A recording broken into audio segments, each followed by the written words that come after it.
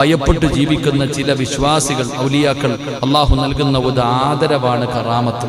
നമ്മളൊക്കെ ഔലിയാക്കന്മാരെ കുറിച്ച് പറയൂലേ, എടാ അള്ളാഹുവിനെ ഭയന്ന് ജീവിക്കുമ്പോൾ ചിലർ പറയില്ലേ, ചില ഉസ്താദന്മാരുടെ വാക്ക്, ചില ആൾക്കാരുടെ വാക്ക് വല്ലാത്ത അസറുള്ളതാ. അള്ളാഹു നമ്മുടെ വാക്കുകൾ അസറുള്ളതാക്കുമാറാകട്ടെ.